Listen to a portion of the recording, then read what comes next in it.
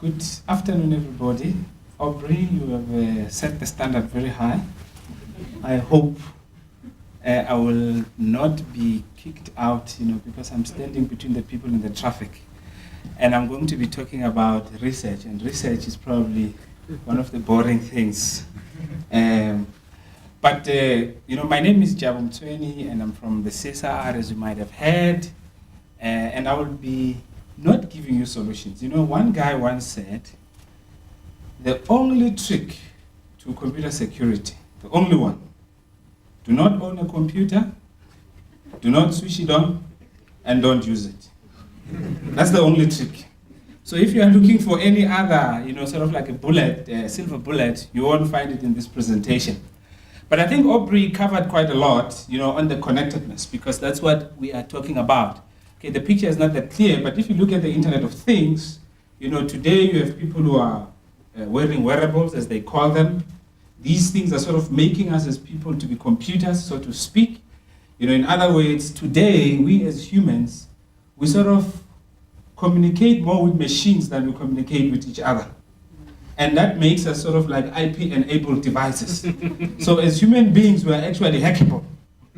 And that is why when we were talking about your wife, being sort of profiled on the internet, is probably she was speaking more with the internet browser than yourself. And that's normally what happened. But this connected thing, of course we are in a wireless world, but all of these things are wired. When you look into the cyberspace, today you are flying to wherever, to Dubai, you are still connected wherever you are. I still wonder, sometimes when we get to some of our flights from here to Bloemfontein, people say you must switch off your phone. And I say, but what's the point? Because already other people are way far. You can connect to the internet, you can browse the whole way, and so on and so forth. This sort of smart connection, connecting cars, connecting our homes, connecting trains, and so on and so forth, is a good thing, right? We need this. Of course, other people will say it's not necessarily a good thing. You see, the cyberspace, I see it as the sort of the central part, is the core. Whether you are in the sea or on sea, depending on how the English is used, or you are in the air, or you're on ground, the cyberspace connects us together. However, this connection, that's where we need to think very carefully. Of course, they say the topic is Industry 4.0. I'm not sure how many people know what Industry 4.0 is. Anyone who can maybe vouch and give a definition? Anyone who knows what Industry 4.0 is? I probably heard this word as well when I was invited to come to this conference. But now when we look at Industry 4.0, of course, in other countries like South Africa, this is sort of like a vision. But when you go to Germany, they are already doing this. So I'm not sure whether we must say it's the future or it's the current. In South Africa, probably it's the future, right? Now, with Industry 4.0, mainly you have these smart factories. But the issue here is about, this connectivity or connectedness, where you have sensors, you have networks, you have Internet of Things. These things are connected together, of course, for the purposes of what? Of improving, for example, production. In other words, in an industrial world where you could now do things smarter. Of course, yesterday the minister did speak that as we speak about smart things, we speak about automation, we speak about bringing robots, people say, hey, our jobs are going to go. But the minister says, who said you are going to work in the future? Because obviously this thing brings new job opportunities, it brings new skills. I'm sure before the computers came, someone says only 4 houses need a computer. Because they were worried that the typewriters won't have work. But probably today, typewriters have better jobs. So it's the same thing with Industry 4.0. Particularly when you look at a scenario where you have, what we call cyber twins. Cyber twins is now where you take a physical artifact, it is translated into sort of like a cyber physical system. Now today you have 3D printers, for example, where they can print medicine. Who would have thought? And they can do it more efficiently compared to the traditional way of doing things. Okay? And today you have what we call digital production in Industry 4.0. Just imagine if we were to generate electricity in a digital way rather than the normal way. That has a lot of positives, right? Probably Donald Trump will enjoy it because it doesn't have to be part of the climate change kind of thing. Because we won't have to control emissions and so on and so forth. It's digital production, right? You'll have smart products, isn't it? Because that's what this Industry 4.0 speaks of. Where everything is connected, machines are able to decide before the shop runs out of milk, they are already producing it in the background. Because everything is connected. Nowadays, I'm sure many of you know with Internet of Things, you can, of course, in your house, those who have fridges, like the DSTV guy, fridges that are connected to the internet, before the eggs are finished, the guy's at the door and your fridge is ordered. So that's what sort of the vision of Industry 4.0 is. It's sort of, it's like a movie, right? No one believes this thing, but in Germany it's already happening.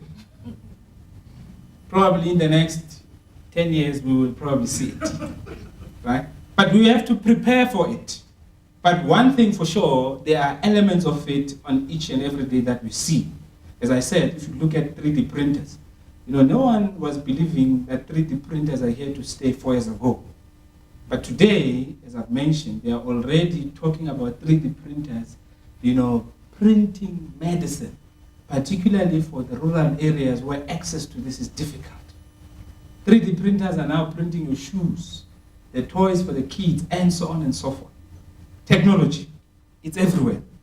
However, when you look at this Industry 4.0, of course, I'm more a cyber guy. I was just, trying to brag that I know anything about Industry 4.0. I just learned this thing yesterday. The main important thing when we talk about Industry 4.0 is for us to pay attention to the critical infrastructure. Because when things are connected, as I think Aubrey mentioned, the risk is obviously higher. Okay, and as the risk becomes higher, we become even more hackable. In other words, it becomes even easier for us to be hacked. But the national or international governments have identified some of the critical infrastructure things that we need to take careful attention to. Of course, the ICTs, they play a very big role in Industry 4.0. You talk about issues of money, the Standard Bank thing, people have spoken about it. Criminals, they're after money. Okay? You talk about the issues of food. Someone can ask, but how is food got to do with Industry 4.0? We'll talk about that later. The issues of health, water, transport. But the one other aspect when it comes to Industry 4.0 that is linked to security is the issue of safety. Because when it comes to Industry 4.0, everything is more sort of automated. People are speaking to machines, machines are speaking to machines, and so on and so forth.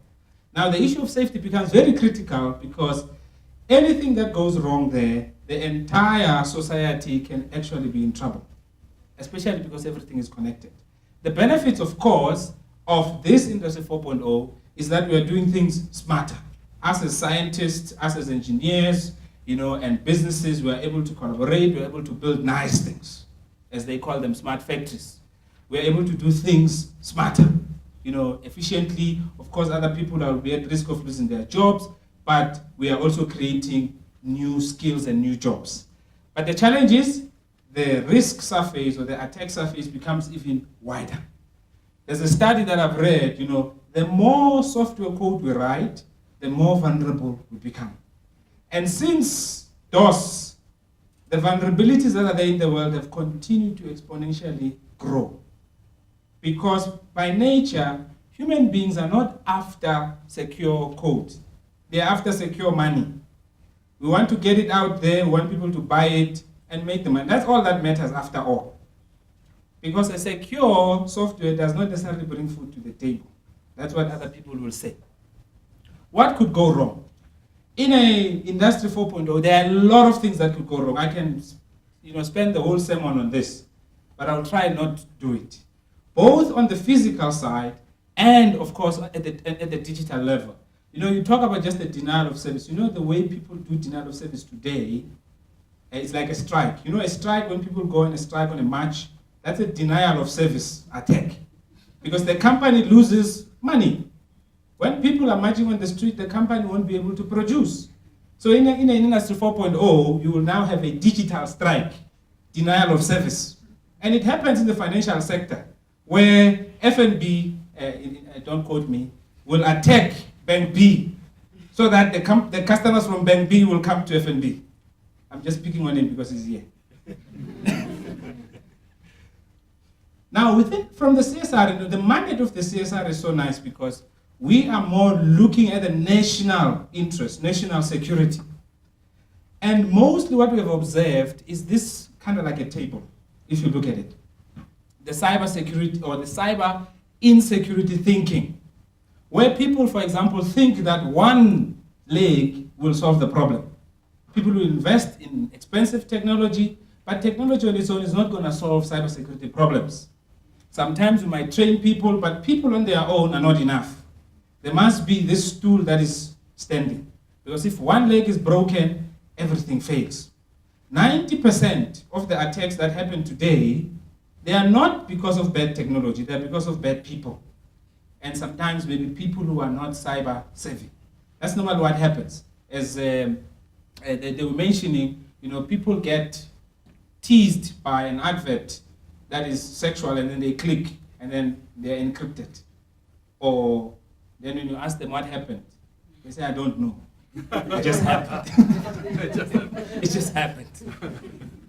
Now, from our point of view, what are the requirements for a secure and a safe Industry 4.0? The basics when it comes to security you can't run away from. It's not the expensive technology that is going to secure you. It's not the top tech solution, but it's the basics. Secure by design. And I think they did mention that this is one of the most difficult ones. Because to code or to build a solution that is secure by design, it's not so easy. And the reason that it's not so easy is because we are always wiser after the effect. And I've noticed it. They rob your house today, tomorrow you are going to go and find a welder to put a burglar door. All along, you could not notice that there was no burglar door or there was no security fence. That's us as people. But also, the one other important thing, somebody once mentioned this thing, that there are two domains in this world that they are not subjected to liability. And he says that's religion and cybersecurity. I don't know whether you caught me. Must I repeat it?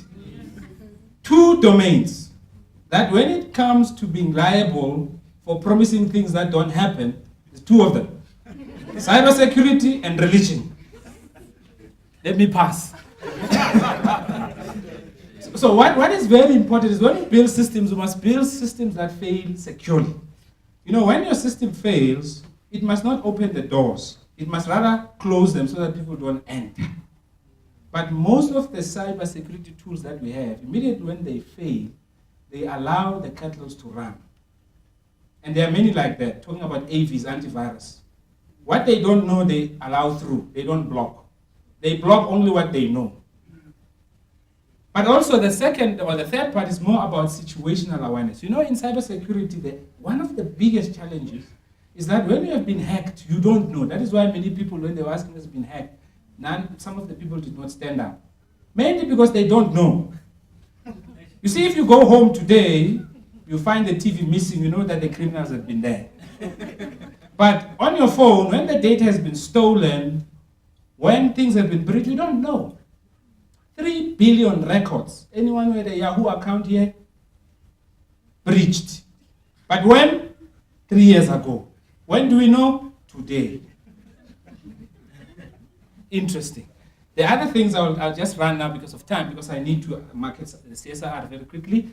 The issue of rapid data analytics is very, very important. And I think Aubrey as well spoke about it. Why is this important?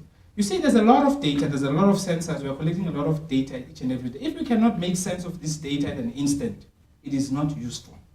It does not also help to say after 3 months there was an attack. It's not useful. It's after the effect. We must be able to have this enhanced AI protection, detection, and prevention. In other words, we must be able to see these things before they come. Automated incident response. Just like in Industry 4.0, we talk about machines that will be able, to self-heal, to be able to predict a failure before it happens, and then they issue a maintenance instruction. In the cyber world, you need something like that. An automated incident response. But you also talk about collaborative threat intelligence. In South Africa, I think the banks are doing this well, but other people, they don't want to share. Okay? And then, of course, the issue of human-oriented technology. Technologies cannot just be built just for the servers. They must focus on safety and security. Now, within the CSIR, what is our look at this when it comes to Industry 4.0? We are not there yet. We are still calling it the future. One of the main things is that people who have and people who can be able to have some capacity or capability, we classify them as if they have a strong cyber power. But as it goes along, this theory tends to be proven wrong, particularly when you look at the US. They have and they can, but still they get breached. But one of the lamenting things is that if you do not have the capability, you do not have the technologies, you will always have the weak cyber power. Now, within our environment, we normally follow a capability development approach because most of these things are integrated. And you cannot do them in isolation. Hence, the security by design, it comes by, well, whatever solutions you are building, they must have this capability and development approach in mind. 5 minutes. Where you are able to specify your capability in the context of everything, because it does not help to build a solution that will just operate in isolation, but we expect it to connect with other solutions. And then other people in the military, they talk about the posted fit, that whatever capability that you build, it must speak about people. Are the people who will be able to use this thing, who will be able to improve it, who will even be able to build it better? Do you have facilities? Do you have the necessary technology? Do you have the training and support for it? And I think this is very important when it comes to building these capabilities that we say they are connected together. But now from the CSR point of view, there are a number of building blocks that we have. Speaking to Industry 4.0, some of them, honestly speaking, we started building them without even knowing what Industry 4.0 is. But now we can see everything coming together using data science, because data is the end game. The criminals are after the data. Today when you go to the dark web, they don't care about your brilliant shoe. They want to know what size you wear, because with that they can do amazing things. You talk about predictive modeling, that's what the data science approaches that we follow. And there are a number of them. We had some nice project, particularly when I was speaking about rapid data analytics. In the real-time analytics, the CSIR, we were able to even predict the election results using various algorithms. Sometimes the politicians are not happy because when we say we are going to lose, then they get angry at us. But also at the CSIR, we have started building some prototype, particularly to answer that question I was speaking about of situational awareness. There's no point of trying to respond after you have been attacked. It's after the effect. You have already lost. So we are building an early warning detection system that is able to detect threats, attacks, before even criminals attack. In that way, you can minimize the damage. And this uses some advanced algorithms, and it has been tested, and I think we are working with some of the other partners in this particular one. Of course, the CSIR, now we are talking about this Industry 4.0 is a smart thing. We have also worked with a number of local municipalities, particularly in the Internet of Things, building a CSIR smart city platform. It speaks about a lot of other things, and then because of time, I might not be able to get to all the details, but our colleagues are here, they will be able to assist in this regard. Cyber threat intelligence sharing, there are people who are working as well on this one, collecting threats, and be able to proactively predict some of the threats that might happen. We have NESL. This is also a very important one because it speaks about building capacity. People spoke about the lack of capacity. This is more on cybersecurity training, where we are developing even skills from the university level. This one, what is nice about it is people can remotely connect to it and create various scenarios, work with vulnerable machines, and so on and so forth, and be able to sort of up their skills in terms of cybersecurity. The other important one is the cyber range. Cyber range, of course, it deals with testing the security solutions. Sometimes you buy a device, you buy a router, the vendor says it can do A, B, C, D, but we never know that it can do that until you are faced with trouble and the vendor is long gone. So with the cyber range, we are able to test these solutions using various scenarios, even the Internet of Things. If a router promises this, we can put it into the test, hammer it, and see if the vendor is telling the truth or not. Of course, in closing, I wanted to say become part of the past, but the CSIR says I must say become part of the future. We partner with a number of organizations. CSIR is rich in collaborations, particularly because we work for the better of the nation. And that's more of what we do. The work that we do impacts on national security. That is why you won't find me selling a specific tool. And in closing, the key things, a robust cybersecurity posture. And that does not mean you are not at risk of being hacked, but you must minimize the risk to the lowest. Cybersecurity strategies. It's very difficult to build these systems if you don't know what you are doing. And the other challenge is with cybersecurity, there's no way that you can plug all the holes. You have to choose what is important and what is not. It does not help to prevent a machine that has no data and put all the antiviruses, but no one will hack that machine. Or even when they hack it, they won't find anything. Don't spend too much time on that. Rather spend time on a device or on a resource that is relevant. The other important aspect, of course, is the local context. It's very important for us as a country, particularly when we talk about industrialization, that we start looking that although we want to be global, but charity must begin at home.